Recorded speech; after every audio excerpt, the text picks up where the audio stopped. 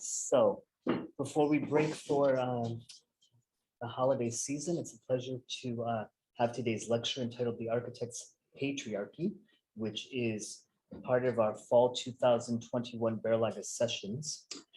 Namelok will attempt to expose the patriarchal principles of the discipline of architecture, not by examining individual obstacles for women in architecture, but by questioning the ideological foundations of the architectural discipline as a whole. What assumptions have played a role in disciplining architecture? How is architectural history structured? And most importantly, how is architectural value assigned? Namelok will map these systems in their lecture,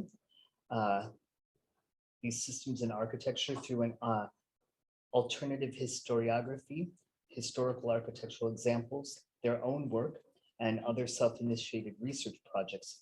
Masculinity, oppression, and ignorance have led to an exclusive and complacent architecture discipline, is their claim.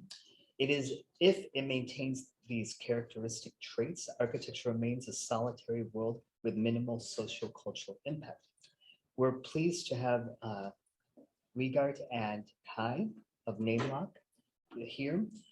Namelok is a research-based, Rotterdam-based reflective design practice. They are a team of multidisciplinary designers shaping the world in a way that is not just surprising and bold. From their new website, I should say. This is where this is taken from. They create buildings, interior spaces, and objects, working on projects from for the private, public, and commercial realms. So it's a pleasure. Thank you.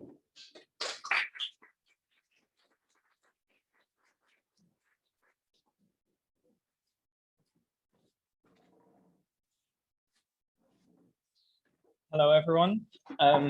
Welcome to this presentation about the Architects Patriarchy. Before we introduce ourselves, I would like to start with a passage from Ayn Rand's The Fountainhead. Howard Roark laughed. He stood naked at the edge of a cliff. The lake lay far below him.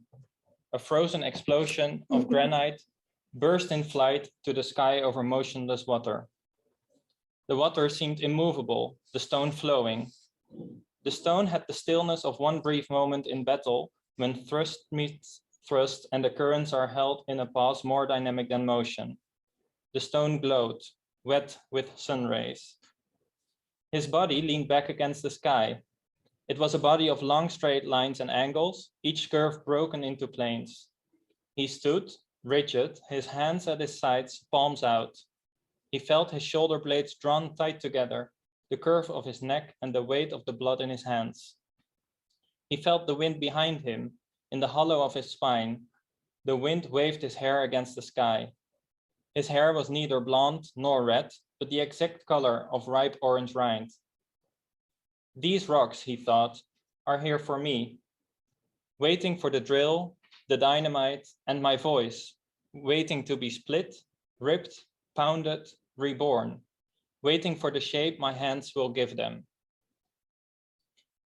Ayn Rand, the writer of The Fountainhead, describes how Howard Roark, the architect and protagonist in this story, resonates with the robust landscape. Just like the granite rocks, his body isn't curved. In fact, it is faceted, strong, straight, and hard. And with this powerful silhouette, the male protagonist is portrayed as the ideal man. And Ayn Rand benefits from the cultural perception that architects, just like their designs, embody the essence of masculinity. It makes explicit how man and architecture sustain each other. When we talk about inequality issues regarding architecture and gender, we mostly refer to the absence of women in history, or the lack of attention of female practices. And this women architect approach concerns itself with adding names of women architects to the conventional history of architecture or other fields of design. For example, we talk about how Charlotte Perriand has been a driving force behind Le Corbusier or the designs of Aalto. But this approach does little except confirm the prejudice that women are neglected and therefore inferior designers, and it doesn't help us understand why these women are left out of architectural histories in the first place. So why do women struggle to find themselves represented in today's literature and practices in architecture?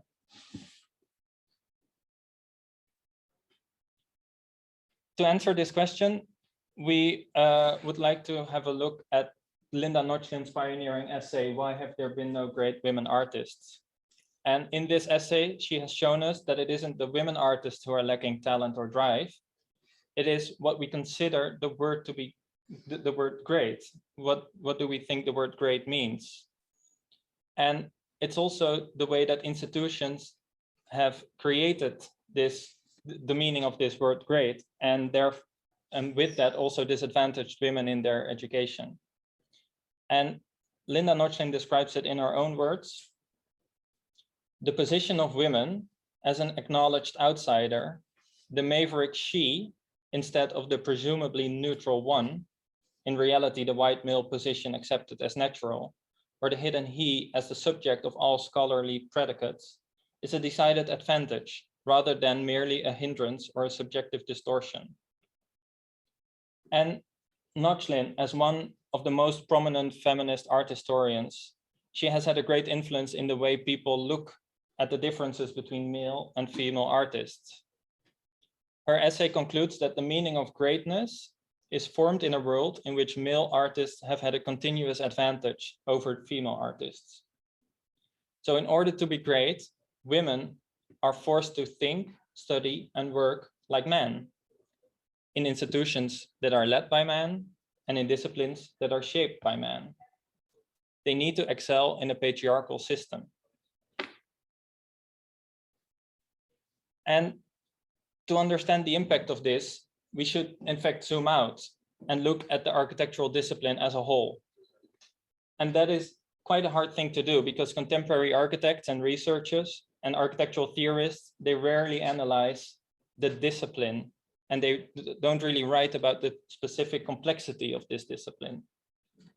However, it is the discipline that shapes architectural practice, and through specific areas of focus, education, methods, specialties, and subjects.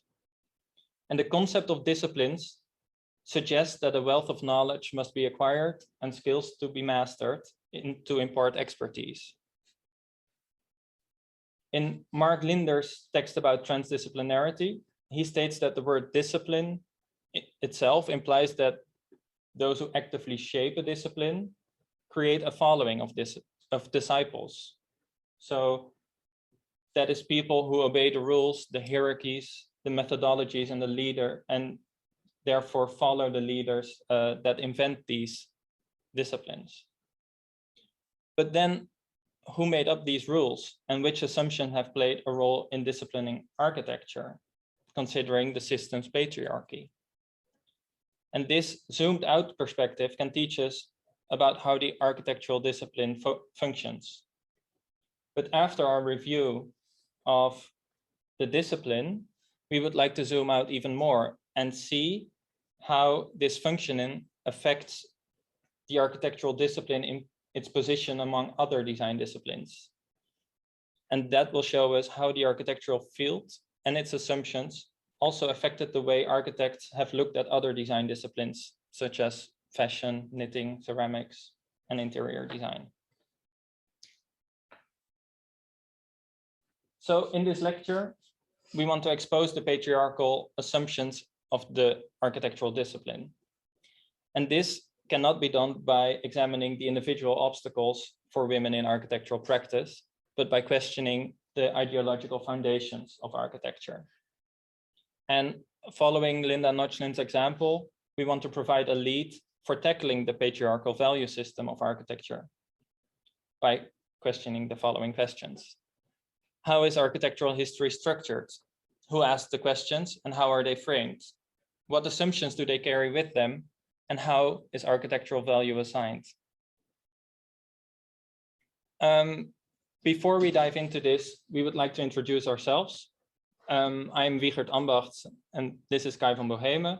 We're the founders of Namelok, a research-based reflective design practice in Rotterdam. we did both our bachelor's degree here in Delft, but then studied architectural history and design cultures at the Vrije Universiteit in Amsterdam. And this combination of a technical and a theoretical background is reflected in our projects, which range from commercial to residential buildings, interiors, exhibitions, and independent research. And identifying both as male, we're honored to be invited to talk about architecture from a feminist perspective here. Of course, feminism isn't necessarily connected to sexes, but we believe that the subject will benefit from both a male and a female point of view, if there should be a distinction between the two at all. For this lecture, we'll focus mostly on literature, and we'll tie this to our own experiences and projects wherever this seems fit. That could make it sometimes maybe a little bit jumpy, but we'll try to make the content as manageable and understandable as possible. And since we use a lot of text and words from others, we must be very precise in our choice of words. So that means that we have quite an extensive text in front of us, but we'll try to make this lecture as lively as possible.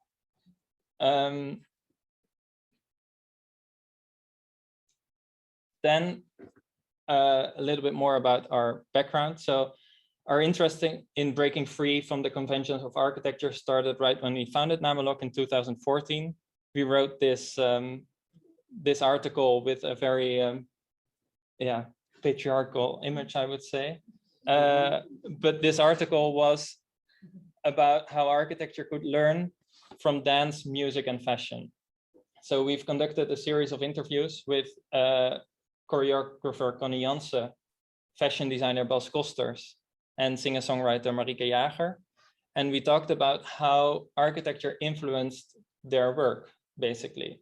And we noticed that this seemed a very one-sided relationship or interest, as architects weren't very much interested in how they could learn from these other disciplines. And as far as we know now, this had very much to do with architecture's patriarchal attitude, which Kai will get into as of now. Yeah. So we'll start off by looking into how masculinity was already part of the very foundations of architecture. And like many other lectures, we'll start with Vitruvius, since masculine attributes are already visible in the first known writings about architecture. In his 10 books, Vitruvius writes that the architecture should be built with reference to durability, use, and beauty, or firmitas, utilitas, and venustas.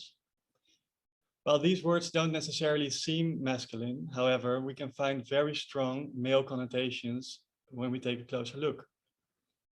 And while these words might not seem to be responsible for today's architecture discipline, Vitruvius' do's and don'ts of good architecture really still affect the way we study and practice architecture. This even was reaffirmed by the modernists in the 20th century, but we'll get back to that later.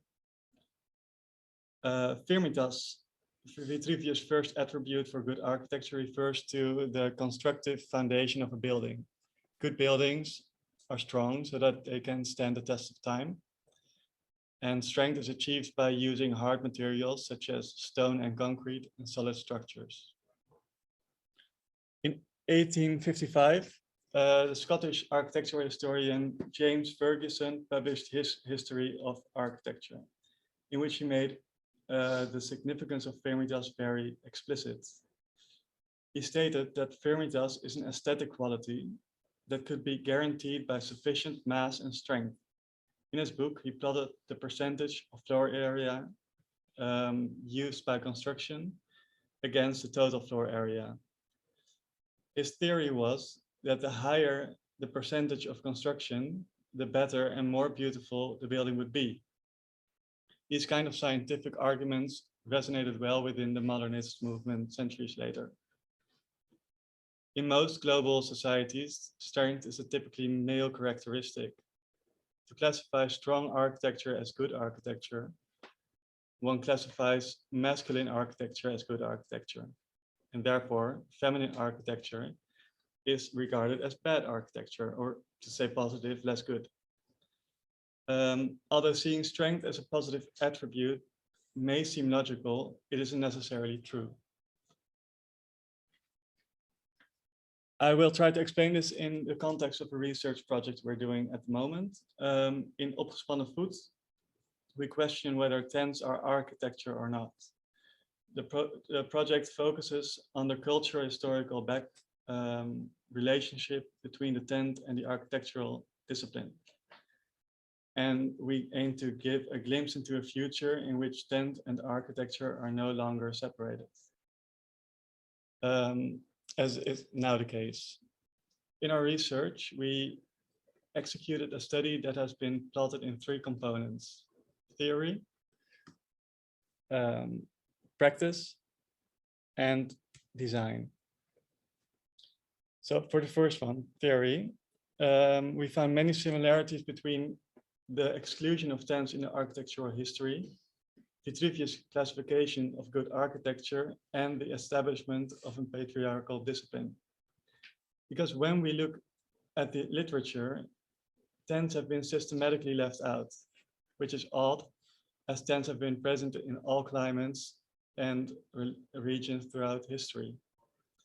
The rare cases in which the tent is discussed in the literature are usually limited to explaining the technical aspects of tensile constructions.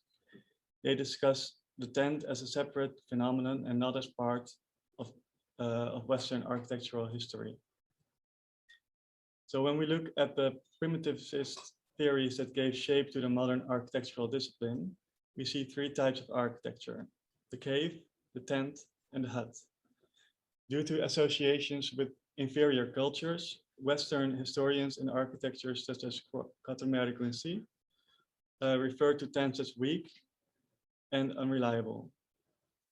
Tents were considered to be nothing more than mediocre housing for simple nomads. Seeing tents as weak instead of strong meant that they didn't classify as good architecture as explained by Vitruvius. Excluding tents from an architectural history emphasizes that to be worthy of the term architecture, it should be strong and masculine. In 1964, the MoMA in New York hosted an exhibition entitled Architecture Without Architects, in collaboration with architect Bernard Rudowski. The exhibition paid attention to buildings that in most cases do not classify as architecture in Western literature. The exhibition catalog, Rudowski wrote that tents are the magnificent structures that have been the pride of the monarchs of Western Asia for thousands of years, and even if not permanent, often of extraordinary beauty. He also writes that they have unjustifiably never been taken seriously in the architectural discipline. Rudowski argued that the self-imposed limitation of what architecture should be is an absurd practice that originated at a time when architects were only copying Greek and Roman monuments. This limitation excludes important structures such as tents, boathouses, caves, graves, and water wheels.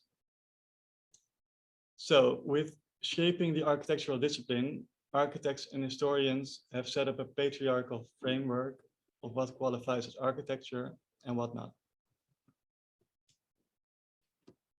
When we zoom in and look at the tent itself, there is also a more direct relationship between the tent and femininity. They are quite different from buildings made from concrete and stone. More like clothing, they are soft, responsive, and voluptuous. It distinguishes tents from monumental buildings. Like an overcoat, tents are flexible containers of people. Because their shapes are curved and non-aggressive, we tend to see them as feminine. In an excessively masculine Europe, the tent aesthetic exposed a lost feminine component. Back to Vitruvius. Utilitas concerns the use and practicality of building. In the 20th century, the modern movement adopted utilitas in the words form follows function. This credo is very much linked to the rational man. But in the article Form female follows function male. Design historian Judy Atfield discusses multiple reasons why these words have negatively affected the value of feminine architecture. One of these reasons is the distinction that it makes between, on the one hand, the functional masculine areas of design, science, technology, industrial production, or fields that are strongly present in the architectural discipline. And on the other hand, the soft, decorative, and feminine fields of design. By letting the form follow function, the modernists prioritize the masculine machine of the feminine body. Atfield argues that because of women's lack at the production stage of design or architecture, dominant masculine values are constantly reproduced. Reproduction, and especially mass production, were highly important in the modern movement. Aiming for an entirely industrialized architecture and seeing the house as a functioning machine, the modernists separated the architecture and design from the arts. As Atfield puts it, part of the debate about what makes design different from art has been the distinction between the functional object and the merely beautiful. This value system, entirely based on the ideology of modernism, cannot be applied to non-functional or handmade objects, nor to those which do not conform to the rules of good design. Omitted are fashion, ephemera, and many other areas of design in which women have been most prominent. This omission therefore accounts for their lack of visibility. So since architecture is regarded as functional, there is no possibility for female designers to be present in the architectural discipline. And since female perspectives aren't present, there are no female frameworks which are used to identify right from wrong architecture and good from bad. It means that female architects can only be successful when their designs meet the requirements of a practical value system that is based on the opposite sex. When we look at Venustas, the last of Vitruvius' attributes for good architecture, the word actually derives from the goddess Venus. However, the proportions of good architecture are based on not female but male ideals.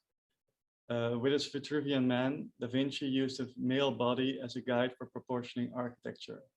Like his contemporaries, he believed that the man is the measure of all things.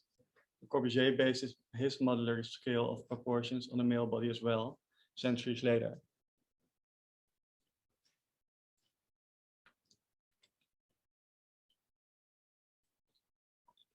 According to the majority of historical architecture theories, the male body is the purest form of beauty. Femininity in architecture is generally seen as an artifice, the decorated surface. Vitruvius writes about the origin of the Doric and Ionic orders, that in the invention of the two different kinds of columns, they lend to one masculine beauty, naked and undecorated, and to the other the delicacy, ornamentation, and proportions characteristic of a woman. Because of its associations with femininity, the ornament has been under constant attack from the modern movement. It upholds the idea that architecture, when stripped from all ornamentation, is the only right kind of architecture.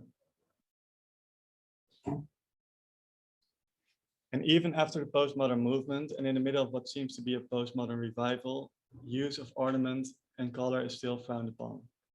Architect and architecture critic Adam Nathaniel Furman is known for his colorful and outspoken designs. Although he gained some popularity with his so-called queer aesthetics, his designs are almost always only approved of in an informal context, such as festivals or exhibitions. According to Furman, architectural design that differs from the discipline's conventions isn't taken seriously at all. In an online interview, he states that architecture is dominated by straight white cis men, with the inclusion of now more women and some other backgrounds, who all need to act and design as if they were straight white cis men. What this entails is an exceptionally narrow range of expression through a building that is as limited in its horizons as the thin academic canon from which young architects are fed sanctioned ideas during their university years. As for our own experience, postmodernism or any other expressive form of architecture was a no-go during our university projects. There was little room for aesthetics that didn't match the words less is more, like form follows function, an extremely masculine credo.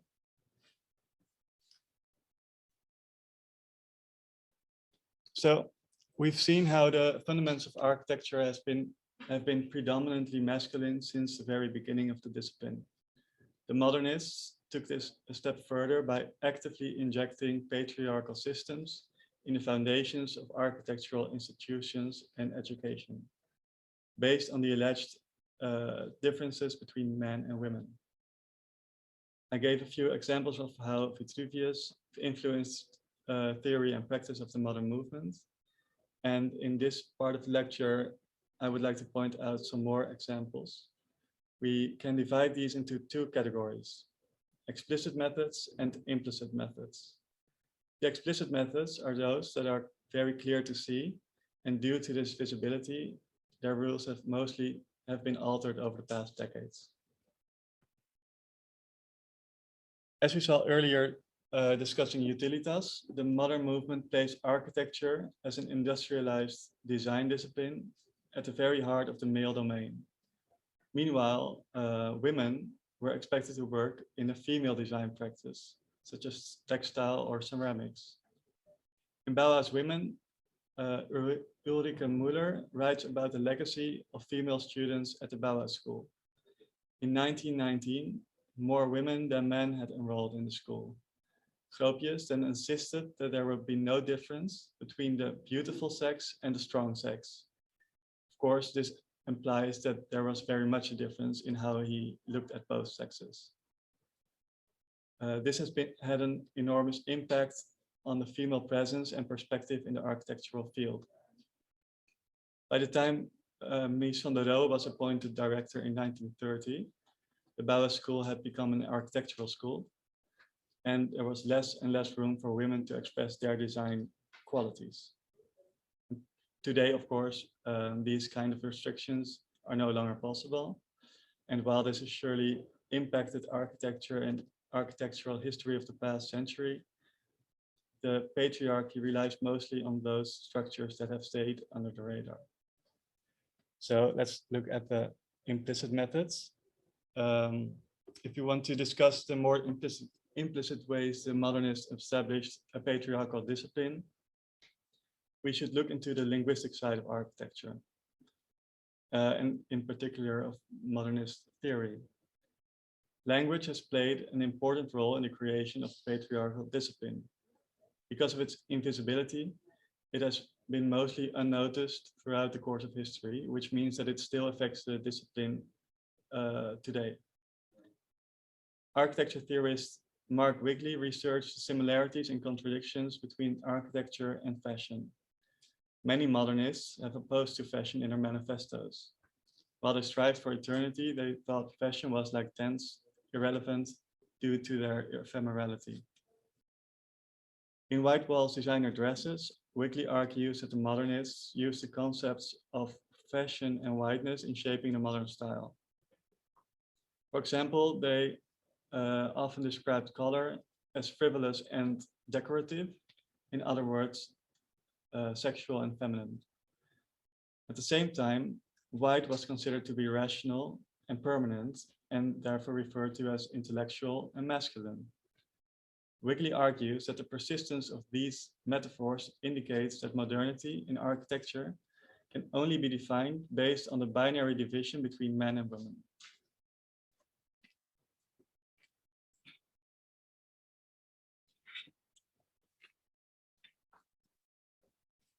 When Le Corbusier died and the stream of obituaries began turning him into a saint, architecture critic Rainer Benham published an article asserting that Le Corbusier should indeed be honored, but as the fashion master of his age, a couturier with a keen sense for the right form. Le Corbusier himself would have certainly opposed to this statement, but Benham continues by stating that the white wall was clearly one of those fashion statements. Le Corbusier's followers failed to change out of modern architecture's teenage uniform of white walls when their master had long discarded it. We'd now like to show a part of a 1996 lecture Mark Wigley did at the AA on color blindness in modern architecture, in which he explains how masculine whiteness became synonymous with modernity.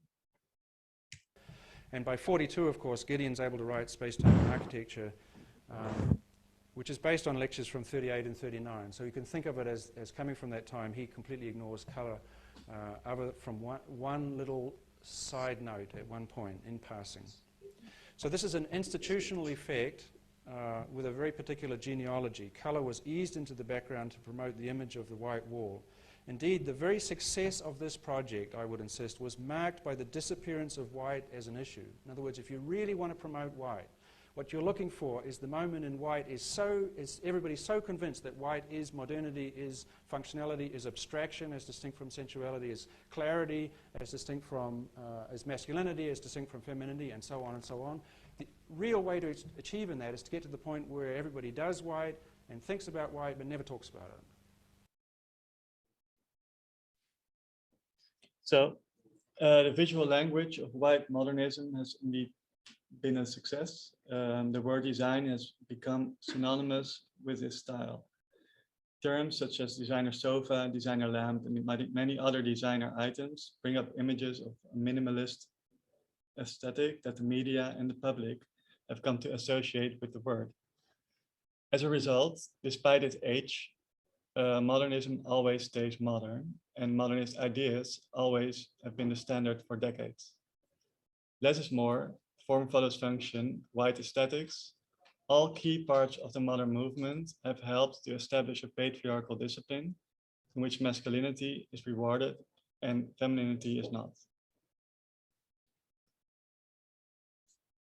So by analyzing the language of the modern movement and the way that modernists have separated architecture and design from the arts, it becomes clear how architecture has become more and more a discipline in which masculine attributes prevail over feminine attributes. And Kai has explained how this notion manifested a patriarchy in the architectural discipline, but moreover, it has also affected the way architects look at other disciplines. And that's what we'll deal with now. To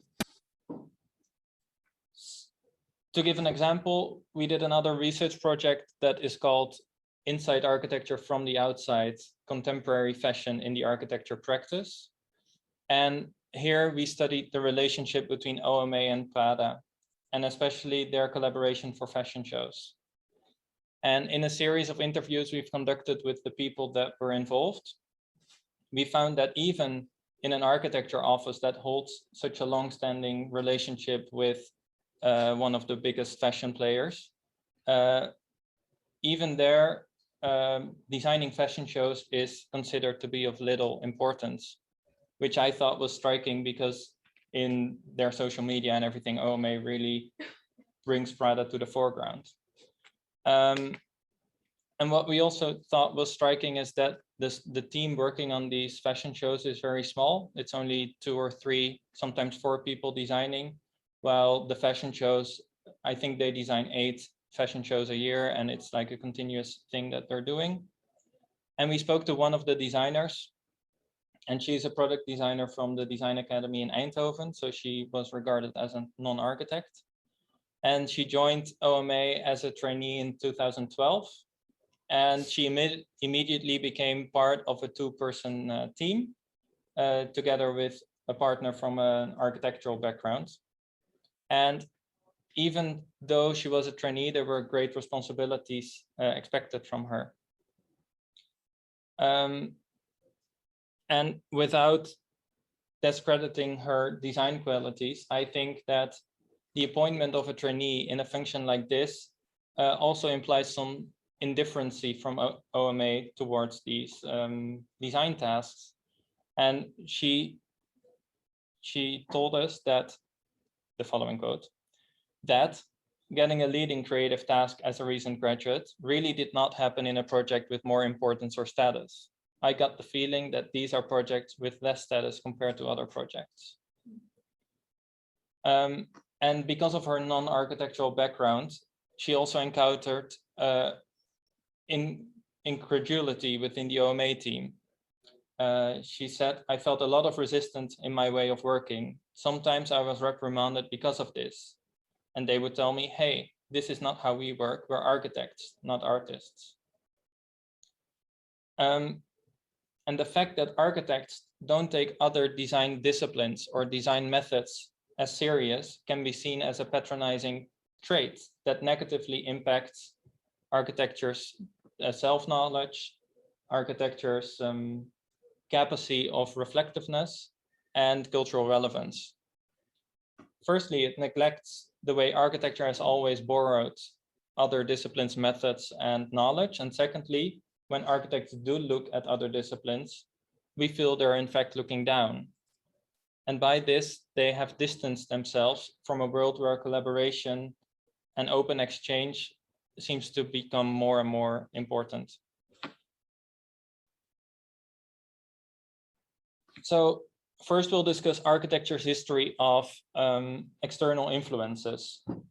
In Mark Linder's article on transdisciplinarity, he writes that architects are calling for the return of the discipline. And also in the Netherlands, we see examples of this all around us. For instance, the beroepservaringsperiode. The architect's title has become protected by compulsory professional traineeship, in which graduates have to learn skills necessary for practicing architecture. And this program is very specific on what is architecture and what is not. And I think more than a master's program, because in a master's program, there is, dependent on the university you're in, of course, there's room for experiment and cross collaboration. But in this traineeship is mainly to protect the boundaries of architecture as a discipline. And prominent Dutch architects like Job Flores, the founder of Namelok, Hans van der Heijden, and Marjolein van Eyck, they're also really focused on positioning architecture as a craft in which good design is at the heart of material, tradition, craftsmanship, and details. And that means that architecture no longer looks to other design disciplines to motivate their work or to justify their work, which is opposite of how the architectural discipline came into being in the first place. So we would say it's a move against its own tangled history. Because, for example, since its foundation, architecture has learned from the visual arts. Perspective drawing is inspired by painter architects like Rafael Sancho, Leon Battista Alberti, and etcher Daniel Fournier. And they made orthographic architectural projections, and now they're produced daily by students and architects. So this skill and these drawings are taken from the art, but are now part of the architectural discipline. And you're required to add this to your skills if you're an architect. But also more contemporary examples show us that architecture has multidisciplinary foundations. For example, the exchange of knowledge between botanists and biologists and other scientists in the creation of biomimetic architecture. This is how biological processes can provide for sustainable solutions in architecture, not by replicating the natural forms, but by actually understanding the rules governing those forms. I think what we'd like to point out here is that over time, architecture has absorbed a number of outside methods and continues to evolve today to this rich history of strategic appropriation. This exploitation and transformation of practices could be regarded as a genuine interest in the outside world. But due to the patriarchal nature of the architecture discipline, there is no equality in this strategic appropriation. And this brings us to our second point. These other disciplinary practices are mostly absorbed to a degree that it benefits the conventions of architecture, but rarely to morph or transform into another discipline, and also not to lose your own fundamental disciplinary norms. And I think that this draped concrete is a good example of this.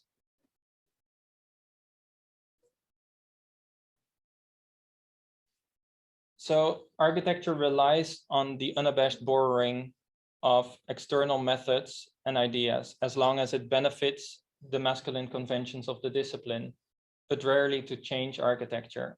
And Rainer Benham puts in his final essay, A Black Box, The Secret Profession of Architecture.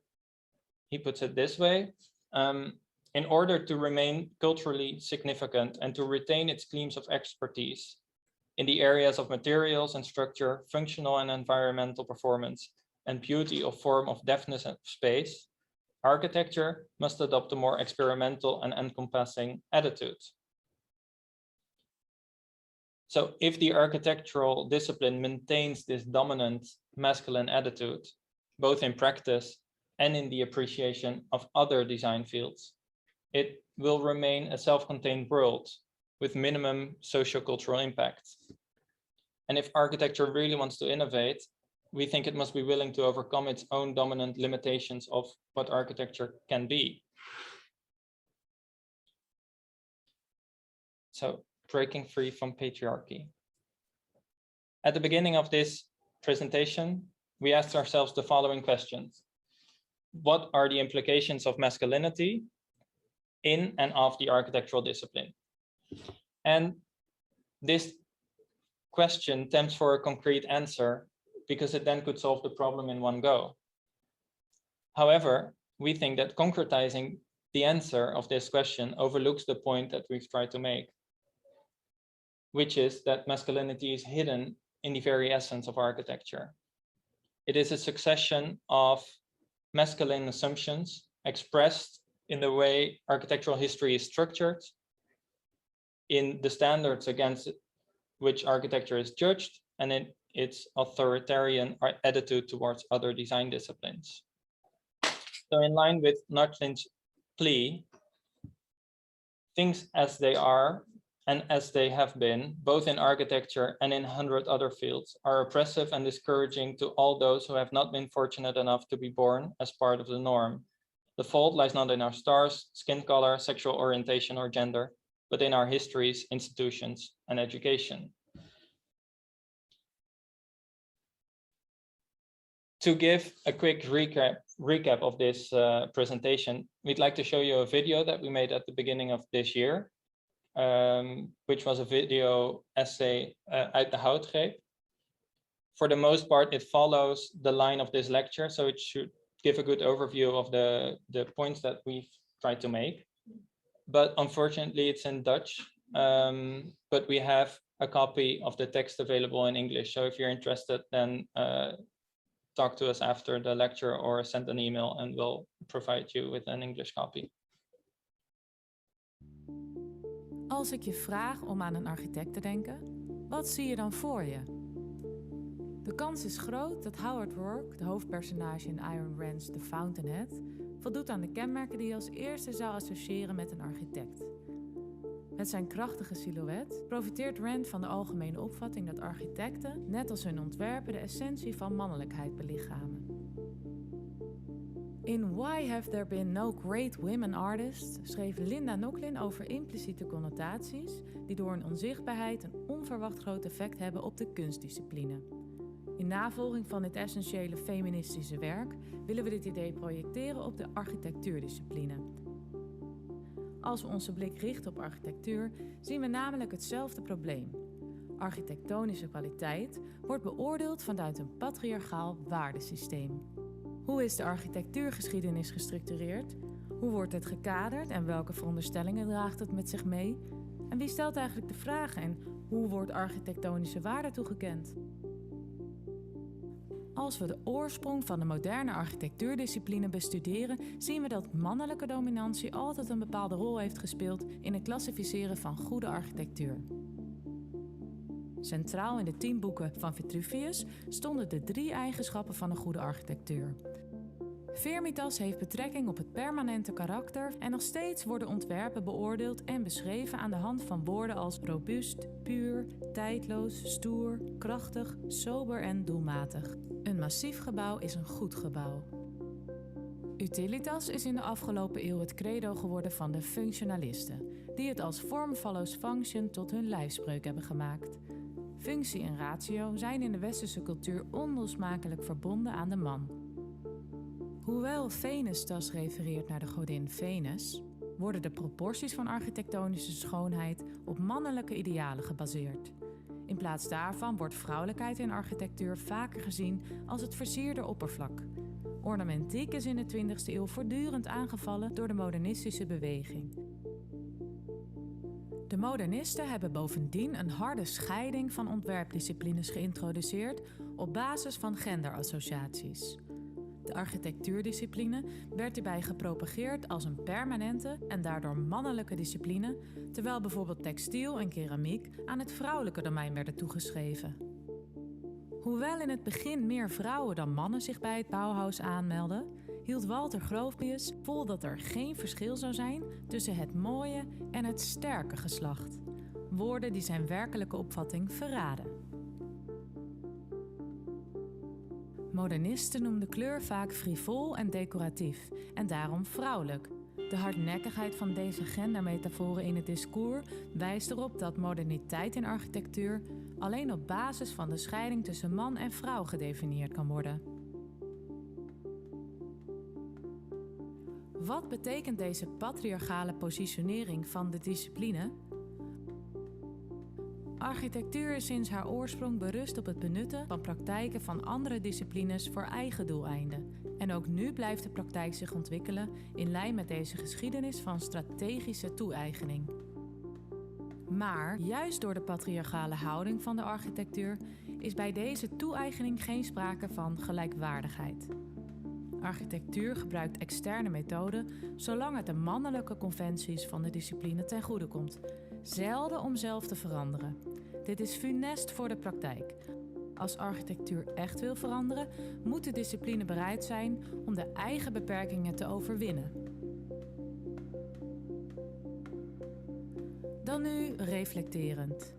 De vraag, wat zijn de implicaties van masculiniteit in en van de architectuurdiscipline, verleidt tot een concreet antwoord.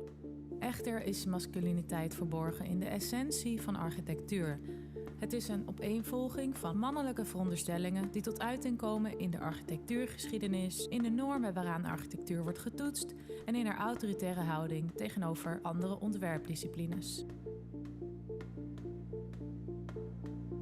Dingen zijn zoals ze zijn en zoals ze zijn geweest, zowel in architectuur als in 100 andere gebieden. Onderdrukkend en ontmoedigend voor al diegenen die niet het geluk hebben gehad geboren te worden als onderdeel van de norm.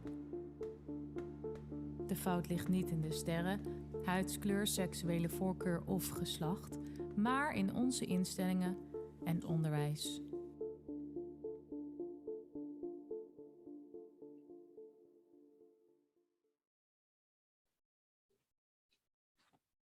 I don't know how many people are able to get this. But yeah, like I said, if you want a copy, let me know. To end this lecture on a positive note, we would like to now focus on some ideas and methods that we believe could lead to an inclusive and culturally relevant architecture practice. Mark Linder offered in his transdisciplinarity essay, transdisciplinary work as a method that understands the combination of various disciplines. And it also insists on the value of distinctly disciplinary identities. So transdisciplinary work happens at the edge or the limit of one's own discipline. It's not an attempt to strengthen one foundation by drawing from another. It is a reaction to the fact that we are living at the real border of our own disciplines, where some of the fundamental ideas of our discipline are being profoundly shaken. So the interesting stuff is happening at the edge of the discipline. And in this scenario, exchanges between disciplines can be characterized as a process of identity formation that produces the identity of subjects. Transdisciplinarity scrutinizes architecture's appearance and seeks its significance in other forms, in the forms of other disciplines or in the spaces between disciplines, but in no way abandons the specific modes of architecture. Linder asked the question, which is a complicated question, but funny. How, when, or where did or could architecture make its appearance other than as architecture? So it's an absurd question, but it's a nice way to think of, to help us think about what is architecture and what is not. And we will take this from the conceptual to some practical examples. In our research on tents, we have come across contemporary examples in which the tent is placed within the architectural field. And if we continue to broaden the scope of what architecture looks like, tents will eventually make their way into our history books.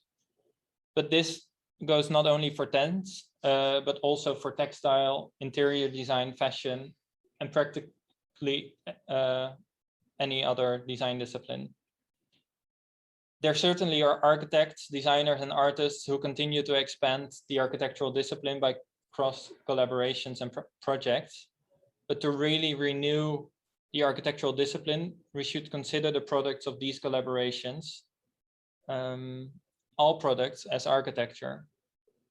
So using an architectural way of thinking, architectural products can take the shape of, we think, buildings, performances, curtains, interiors, furniture, texts, social media, photography, fashion, dance, and so on.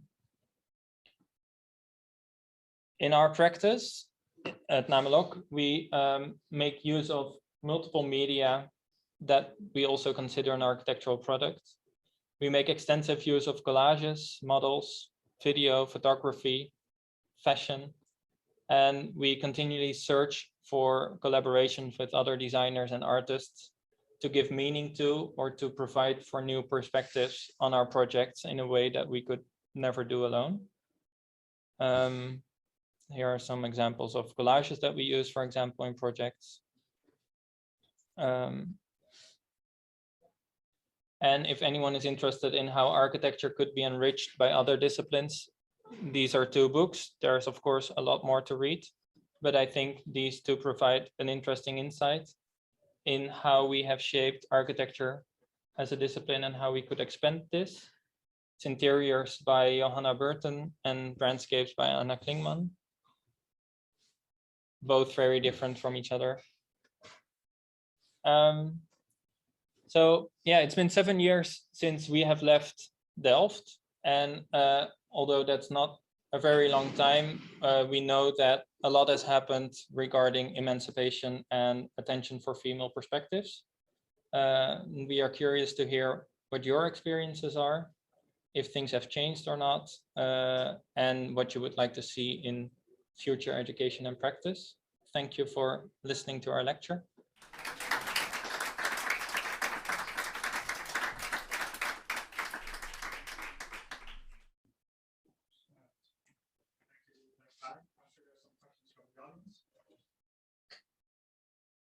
Hi. Thank you so much for your lecture. I was wondering, like through this lecture, you talk about the association of words between femininity and masculinity. And actually, I was wondering if you could tell us about how you approach the patriarchy subject through language, and why you choose that as a method to patriarchy itself. Like normally, I think the conversation would go to the lack of representative architects and therefore like how we expose them, or you choose language as a way of research? I think language is very important in this subject because it's very implicit. So therefore it's almost invisible if you read something and you don't really wonder what these words mean. For example, we start a lecture with why are there no great women artists? And your reaction, your first reaction would be, oh, there are great women artists because I know this one, this one, this one, this one. But that doesn't really answer the question.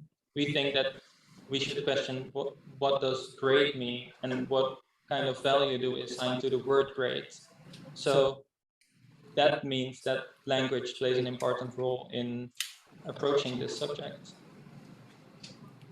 Does that make sense? Yeah. Yeah, it's of course also the way that Linda Nochlin looked at art discipline. So it was the whole point of her essay, but it isn't applied to the architecture discipline, and we see the same thing happening in the architectural discipline as well.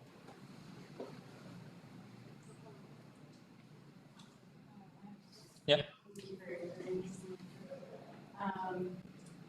So I relate, as a lot of people assume, to the subject of patriarchy and architecture. And I think in my view, is more a reflection of society as a whole, not necessarily architects, though there are a lot of contributors, artists contributors to the continuation of the environment in the world.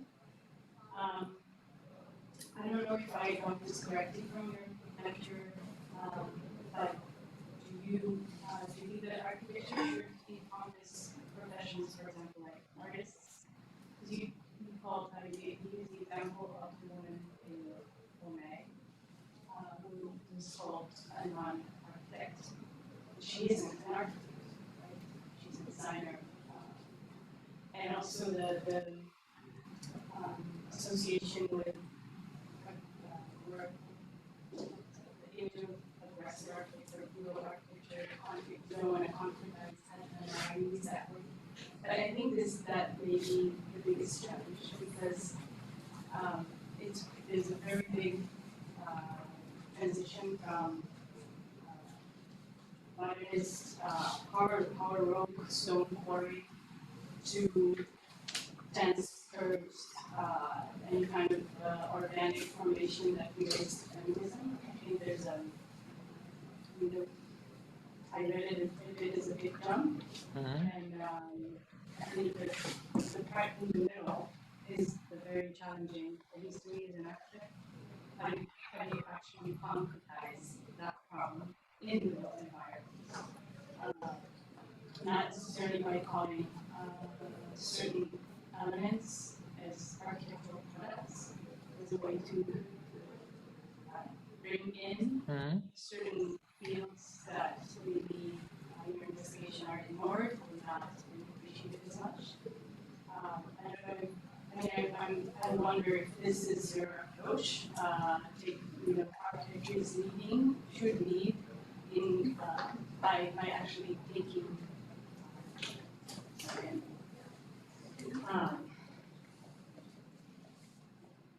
overarching different principles and redefining them as sub-architecture and not necessarily by themselves and equal collaboration. Yeah, I think I get your point. It's about, but then again, it's about what do we consider architecture and what not, because in the beginning of your question, you confirmed that the designer at OMA is not an architect. But then do we consider her work, the fashion show that OMA designed, as architecture or not? So I think if we consider that architecture, then why is she not an architect? Like, what defines an architect then? That's all.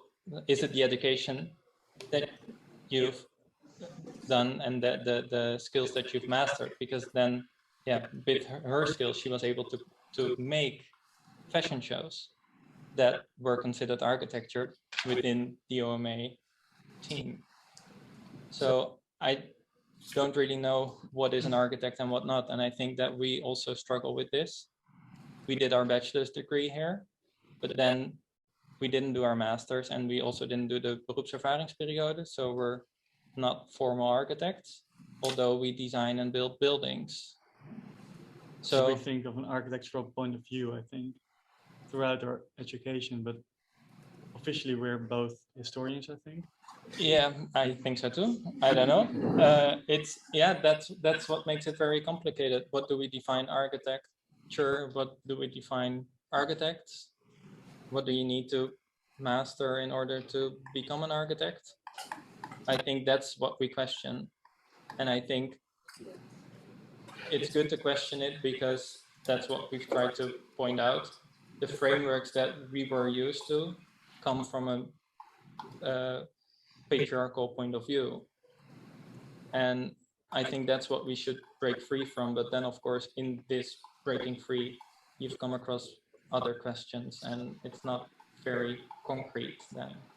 Also, I think we try to focus on why there are boundaries in the first place and not necessarily what those boundaries mean for what is architecture and what is not, because that's also a process that changes over time.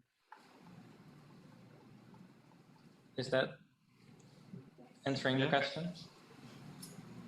Thank you for a great lecture. And as I'm Michelle, I'm from China. I used to be an interior designer, an architect.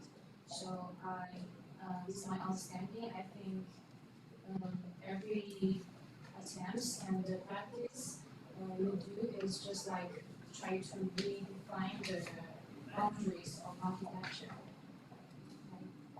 And I'm curious about I have two questions. One is when you are searching for someone who will work with you, what do you think is which character is the most important when you're searching for someone?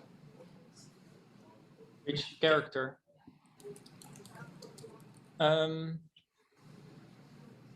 If we have job openings, that is really working with us, of course, because it's not a collaboration between two disciplines, but then it's so if we're looking for someone to really become part of our design team, we don't really put specific requirements regarding your previous education or whatever. We value the motivation letter, the cover letter the most. So it's about what do you think that you can bring to the team and to our projects from your perspective, rather than we think it should be this and this. And it goes quite organic, I think, when we look for people to work with. It's also having just the same approach, more in a conceptual level than a practical level. Because the practical, yeah, we can adjust, I guess. So if someone are super focused on his or her own fears, just like maybe it's exhibition or interior design, and that can help others, or someone who have the several perspective, just like he or she can also have the same conception to design architecture or interior design and exhibition is based on the whole idea. Which one? Can you? I think it also depends on what projects we are working on and what our team consists of at that moment. Of course, we try to make a nice blend of different views and different backgrounds, and yeah, that's also something that is a continuous process, I think. So in the past, we've worked with art, with students from art schools, with someone who's a textile designer, and so on. So I think it really depends on the moment where we are at that, at that stage. Yeah, but also it can bring something also, because we in our team there is a textile designer, and because of her presence, our projects also go in that direction. So it's not only the project that defines the people that should be working on the project, it could also be the other way around, because she is very interested in social structures in a building and how by making textiles you can play with that as a designer. So it's more about how the social, if a project has a social component, she will work on this, but from her textile background. And sometimes it isn't really textile anymore that she's working on, but it's more about patterns or color or yeah, whatever. And sometimes it is a curtain, sometimes it's cushions. It can be, the outcome can then be whatever, but it's more her way of thinking that is then interesting for the project. Another question I wanted to know more about the logo. I think it's the slide triangle. And what's the question? Can you say more about your logo? Yeah. This for us is the architecture that we want to stay away from. So it's the architecture that is only interested in itself, and then in the end, because it's a self-contained world, will eat its own tail, and then it doesn't exist anymore. It's not relevant anymore.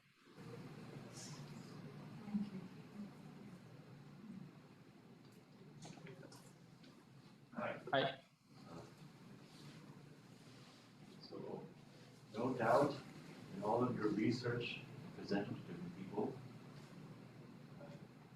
you've done this sort of presentation before, I'm guessing, where you take ideas or words with implicit understanding of society and try to do something like this to it. But when you're planning these presentations of your research that you've done, when you're planning all this stuff, how much do you think, what's going to happen when all these people in this room leave this room? You know, do you ever think, so many of them are probably just going to forget about all these underminings of these ideas and concepts? And do you have any strategies that you build in, or I should say, what are the strategies that you build in implicitly or explicitly into your presentation planning to try to maximize the possibility of people in this room not leaving and forgetting everything you just said, because you are challenging fundamentals, and often these sorts of challenges, right? Say, oh, that's interesting, and then they forget. Or do you just place a lot of faith in the personal responsibility of these individuals? Yes, that's for sure. We had a lot of faith in you. I think to really question foundations, you have to hear it a couple of times before it actually sinks in. So if this is one of the couple of times, then I think we're happy. I think the most important thing of our message today to you would be to look outward. So to not find the essence of architecture within the architecture discipline, but to really broaden your view to the outside world and find inspiration from wherever and try to see how architecture could learn from this and also how architecture could change in a way. I think if that would be the main message.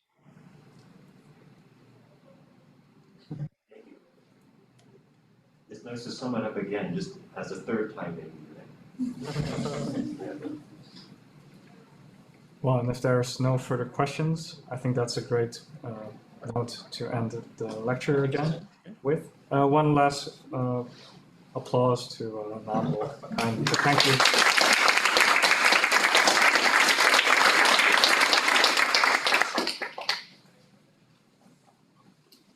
Thanks for having us. Yeah, thank you.